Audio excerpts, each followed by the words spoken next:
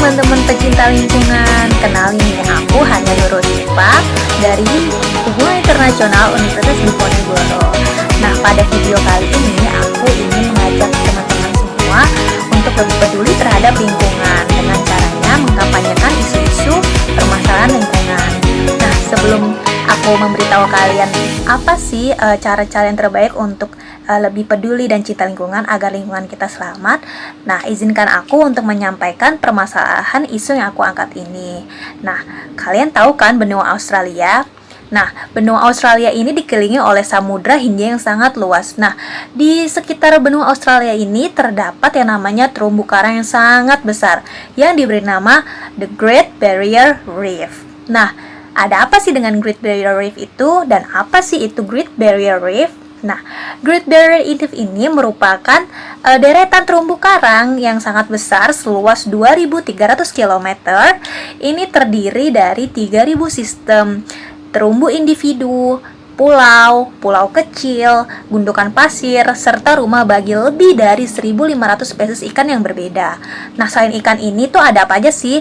Ternyata ada 400 spesies karang, 4.000 spesies moluska, dan ratusan spesies burung. Nah, tempat ini tuh merupakan salah satu warisan dunia loh yang sudah ditetapkan oleh UNESCO itu sendiri. Akan tetapi UNESCO ini baru-baru ini tuh mengatakan bahwa The Great Barrier Reef ini itu masuk dalam kategori bahaya nih, terancam punah atau terancam hilang.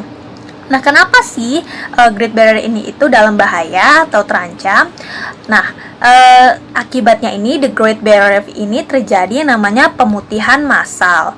Nah, apa sih itu pemutihan massal?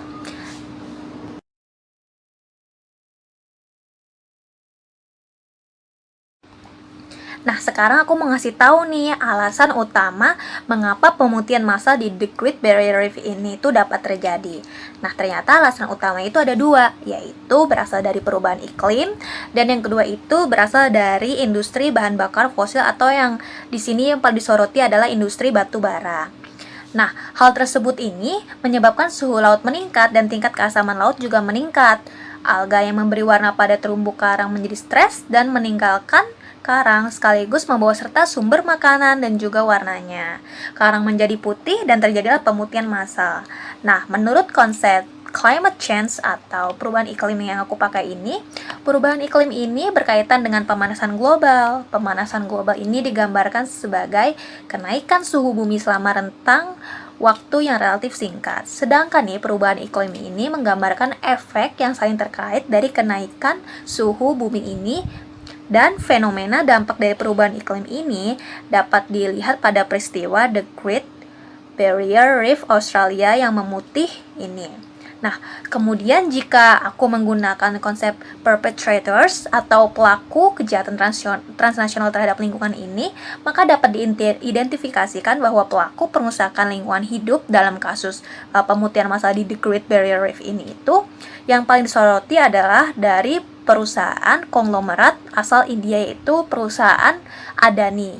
Nah, untuk lebih tahu lebih jelasnya ada apa dengan perusahaan Adani ini dan apa kaitannya dengan The Great Barrier Reef ini, aku akan kasih video ilustrasi berikut ini.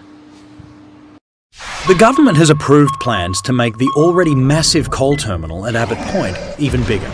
This will involve dumping 5 million tonnes of dredge spoil into the Great Barrier Reef World Heritage Area. UNESCO has noted with concern the government's plans and is considering taking the Great Barrier Reef off the World Heritage List and classifying it as in danger. The government has assured us that dumping 5 million tonnes of dredge spoil won't affect the reef, nor will the thousands of coal ships that will sail through it. But the government won't build or run the port. That will be done by energy group Adani, India's largest power company. So can Adani be trusted with protecting one of the world's most precious environmental wonders? See for yourself. Adani have taken a 99-year lease on the Abbott Point coal terminal. But we only have to look back 15 years to see how quickly Adani can destroy an environment they promised to protect.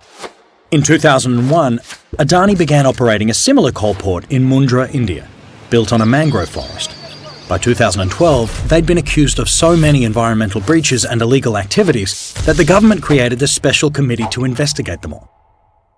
Adani were accused of stealing iron ore by overloading their own trucks, as well as taking iron ore from unlicensed dealers, then getting away with it by bribing everyone from the Port Department to Customs, the police, the Pollution and Control Board, the Weights and Measurement Department, and, of course, the local politicians. Between the Environment Ministry and the High Court, Adani were accused of an almost impressive variety of environmental breaches, including building airstrips and aerodromes without permission and building water intakes on other people's land without asking. When the Adani Group did seek permission to expand their port, they were accused of deliberately concealing and falsifying facts. They also ignored a little part of the contract that promised to hold public hearings, so no one in the community could raise concerns. The Australian government has promised that Adani's new port won't affect our Great Barrier Reef. Well, Adani's agreement for the Mundra port promised no existing mangroves shall be destroyed during construction and operation of the project. But they were. They destroyed 75 hectares of mangroves in a conservation area. And how did they do that? By dumping dredge spoil on top of them, then funneling water away from the mangroves, letting them dry up and die. The most recent Adani coal plant in India will see them build a dam that will flood 6 villages and destroy over 5,500 hectares of land. India's special investigation into Adani concluded that their commitment to obeying environmental conditions was less than serious, and the government fined Adani around $40 million. But what's $40 million to Gautam Adani, a man worth $5.4 billion? So that's who we've trusted to protect our greatest natural wonder, Adani, a company accused of lying, stealing, bribing, and destroying the environment they promised to protect.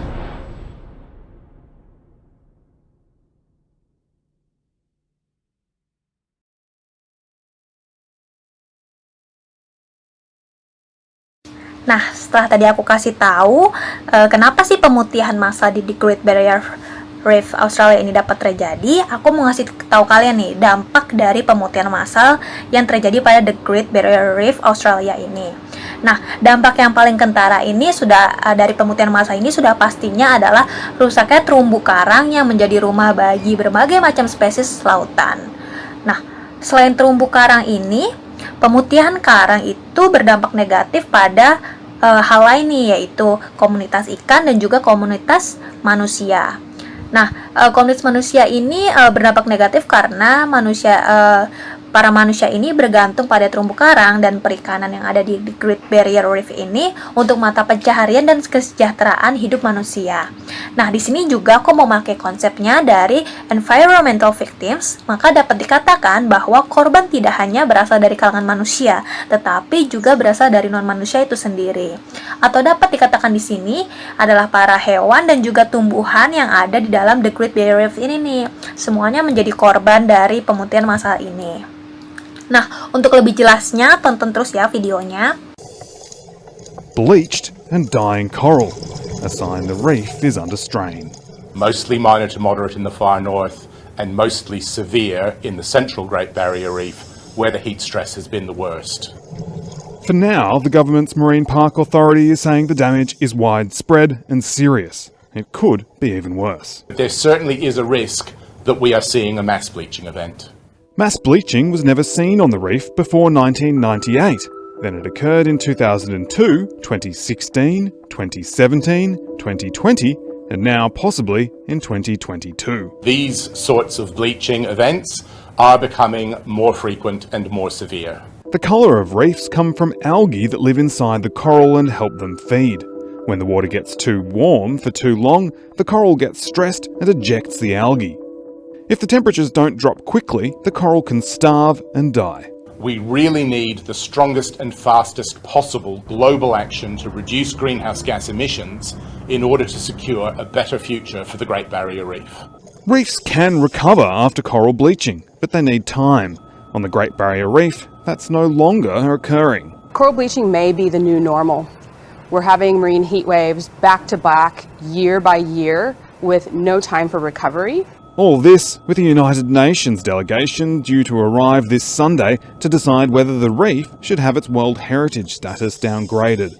In a statement, Environment Minister Susan Lee said, "Anytime we see bleaching, it is a concern, and it is why we are investing an additional $1 billion in the reef to strengthen its resilience in the face of these challenges." We need the Morrison government as custodians of the Great Barrier Reef to be out there pushing, not just doing local climate policy, but also out there pushing on the global stage. Australia is on track to emit more than double the amount of greenhouse gases than is required to keep global temperatures to a level that gives the reef a fighting chance. Nah, selain berdampak negatif pada komunitas ikan, terumbu karang, dan juga manusia, pemutihan massal ini juga menyebabkan hilangnya biodiversity yang ada di Great Barrier Reef. Nah, apa aja sih biodiversity yang ada di Great Barrier Reef ini? Tonton terus ya!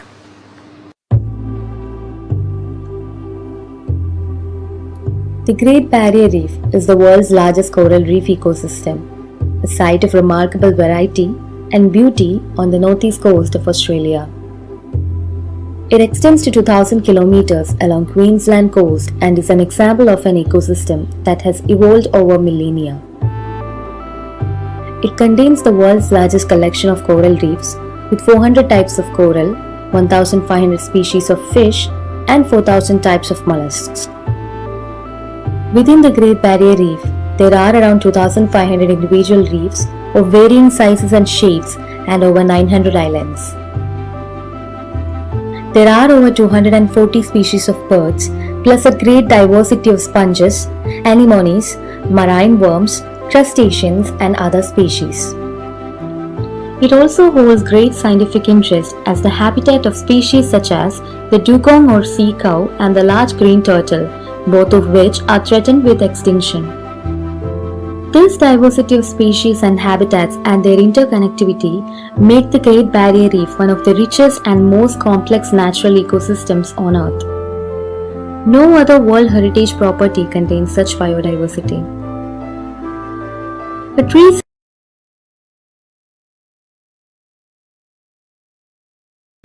Nah, ternyata masalahnya ini begitu kompleks ya, dan berdampak sangat negatif sekali untuk kesejahteraan lingkungan hidup. Nah, mengetahui itu semua, apa sih solusi yang terbaik yang dapat kita lakukan untuk menjaga The Great Barrier Reef Australia ini, ataupun dengan lingkungan hidup yang lainnya? Nah, ternyata masalah pemutihan terumbu karang ini memang tidak bisa dihentikan, karena itu merupakan salah satu proses alami yang terjadi di karang itu sendiri. Akan tetapi pemutihan ini itu berlangsung secara meluas dan cepat. Nah, kita ini ternyata bisa loh mencegah pemutihan ini terjadi secara meluas. Nah, cara terbaiknya itu untuk melindungi terumbu karang kita dari perubahan iklim adalah dengan melakukan segala yang kita bisa untuk menghentikan pembakaran bahan bakar fosil. Nah, kenapa sih mesti bahan bakar fosil? Nah, ternyata bahan bakar fosil ini saling terkait dengan perubahan iklim. Kita sering sekali menggunakan bahan bakar fosil seperti batu bara di kehidupan kita sehari-hari untuk membangkitkan energi ini, ternyata berdampak pada perubahan iklim yang suhunya meningkat kepada bumi. Nah, gimana sih caranya? Nah, itu berarti artinya kita harus mulai belajar untuk meninggalkannya. Kita bisa mengganti bahan bakar fosil ini ke sumber daya yang dapat diperbaharui, misalnya sumber daya angin, sumber daya air, dan sumber daya panas matahari itu sendiri.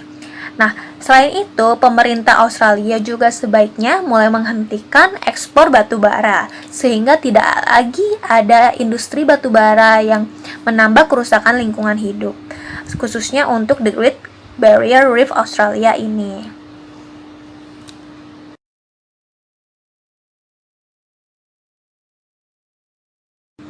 Nah, karena kita merupakan warga negara Indonesia, kita juga harus peduli nih terhadap lingkungan hidup yang ada di Indonesia.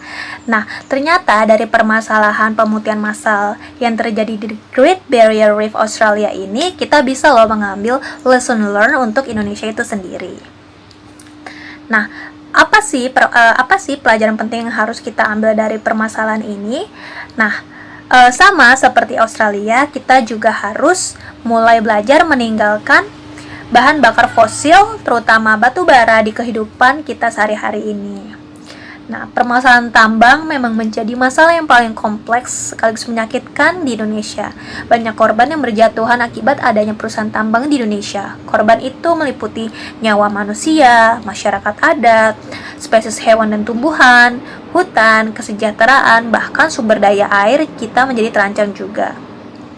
Permasalahan pemutihan massal di The Great Barrier Reef di Australia ini akibat adanya perusahaan tambang dapat menjadi pembelajaran penting bagi Indonesia sendiri. Indonesia harus mulai fokus untuk tidak bergantung dengan bahan bakar fosil, terutama batu bara sebagai sumber daya utama dan sebagai sumber perekonomian negara.